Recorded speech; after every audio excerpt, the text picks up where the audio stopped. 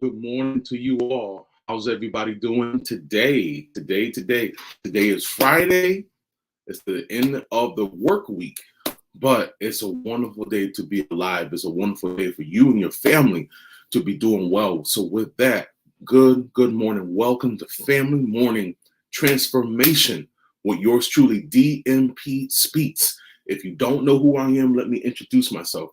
My name is David M. Pinkson, but I go by the name of DMP Speaks. I am an empowerment speaker.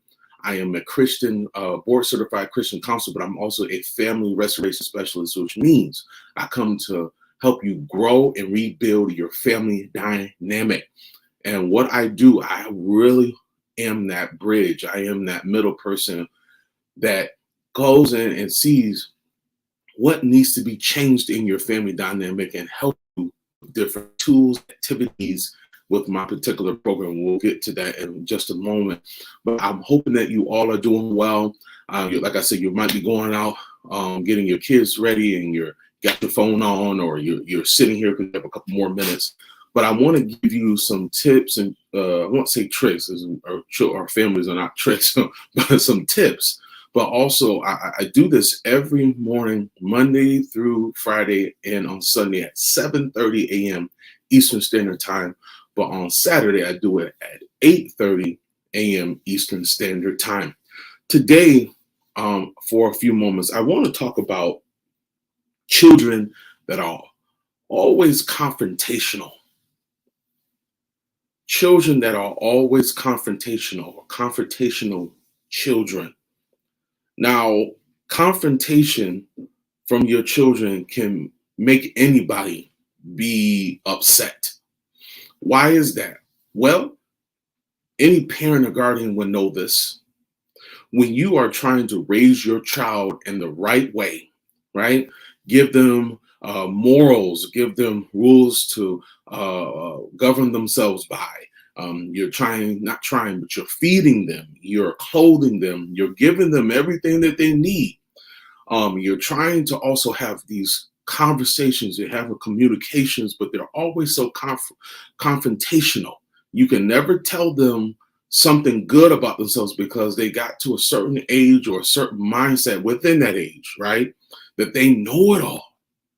Don't that get on your nerves? I know it does get on my nerves too when you're trying to give them something, but they're so confrontational all the time. Anything that you try to tell them, oh, I know that already, and why are you telling me this? I'm 15, I'm 16, I'm 14, I'm 17, I'm 18. I got it. Why do you always got to come and say this? Why you got to always embarrass me? And that can bring a lot of problems because they feel like they know all and everything, but they don't. And the reason why they don't, because again, I talked about this in my Zoom last night. We were talking about how to effectively communicate with your children. And one thing I was telling you about, telling the ones that are on that Zoom, and I'm going to be having another one next Friday at next Thursday, at 8 p.m. as well. I was talking to them about how children, when you want to communicate with them, how you have to really listen for not just the verbal words that they talk about or what they say, but you also have to listen for the things that they don't say. A lot of times, kids that are so confrontational, they're expressing themselves, of course, verbally, but they're also saying certain things that they're not saying. There's some other things that they're not saying. A lot of times when kids are so confrontational, there's something else going on. They're taking it out on you, which is not right, right? But there is something else going on with them when they talk to you in that tone and in that way.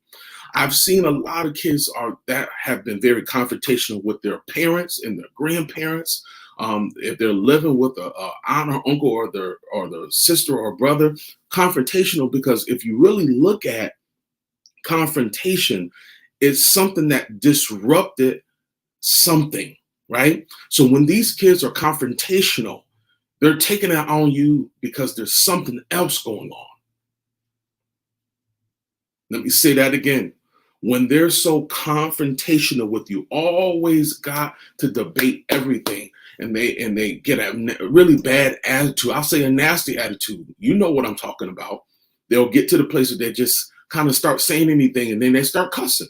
They start saying anything, oh, and blowing you off. There's something internally going on. There's something internally that they're not talking about.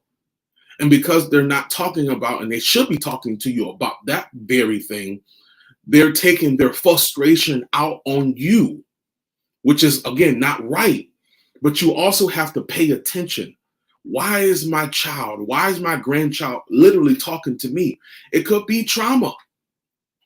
It could be covered up or undisclosed trauma that they have endured that they never told you about or you never talked to them about. But because they're so angry with you or they're angry with the situation, and you had the opportunity, where in their mind, you had the opportunity to fix it. And because you didn't fix it, then that confrontation starts to grow. So that the way for them to communicate that confrontation, to communicate that trauma, to communicate that frustration, that pissed offness, that's when they start talking to you any kind of way. And that brings trouble. That brings a lack of communication, because now you're trying to tell them something good, but they don't want to hear it. They just want to confront all the time. They want to just argue with you all the time. They want to bring confusion to you. They want to, I guess, whatever. And I'll say it like this, and this is bad. They want you to feel what they feel. I know I could get some hearts on that. I know I can get some thumbs up on that. A lot of times kids want you to feel the hurt that they're feeling. But the problem is what they don't do, again, they don't have the conversation. They're not communicating with you on what's really, really going on. But they'll take their frustration out on you. They'll confront you. They'll try to make you feel bad. They'll try to make you feel little. They might try to make you feel like there's something wrong with you. In all actuality, there's something wrong with them, but they don't want to talk about it. They don't want to have that conversation. So what am I saying to you? When they're confrontational with you, there is a conflict. Yes, listen to what they're saying, because you might be getting some clues to what's really, really going on in their life, to really what's bothering them in their life. Because if you know your child, and nobody knows your child better than you, nobody knows your grandchild better than you. So if they start being confrontational, look out for those clues. Why are they talking to me like this? I know you want to put your hand up and you want to do something, right? But let's hold the presses for a moment. Let's hold the backhand before we get the belt or whatever. Let's see what's going on. Something might have happened in school. Somebody could have been bullying them. Maybe dad was supposed to pick them up this weekend. Maybe dad was supposed to call a couple of days ago and they haven't done it. Maybe mom didn't come or she was busy. Maybe grandma was supposed to do something and they couldn't do it. Or they might be feeling internally down. They might be feeling frustrated. And I'm not condoning how they talk to you. I don't think it's right at all for a child or grandchild to talk to their parent, guardian, or grandparent any kind of way. But we got to look a little bit deeper. We got to look a little bit deeper on what's going on. Why are they speaking to us like this? And in the tone that they're talking, there's something behind that. Come on, everybody. There's something behind that. You know your child. You raised your child. You've birthed your child. That's your child's child. You've raised them. There's something behind that. Sometimes we got to take a little bit more time to see, they're yelling, they're screaming, they're attitudey. It's more than just them being a preteen or a teen. What's behind that? That's what we got to explore. That's the time that we have to put in, right? To really discover what's behind all of this confrontation. Because the more confrontation that they have, the more problems that they're hiding, that they're trying to cover up. They're trying to cover up whatever this is, they're covering it up. We have to uncover so we can see what's going on, the root issue. Come on, somebody. The root issue. We got to find out what that root issue is. See, when we find out what that root issue is, we can start the healing process. Honey, what's really going on? Because sometimes, you know what we'll do, parents? Not all of us, but some of us will match that energy because we're so frustrated on how confrontational they've been with us and fighting with us. But remember, and I said this last night in my Zoom, even though they come from you, they're a total different person. And how they react might be a little different than what you are expecting. So what I'm saying is pay attention to those things. Pay attention to and observe. Yes, they're acting like this, and they've been acting like this for a while, but underneath that, behind that, what is the problem? What's really going on?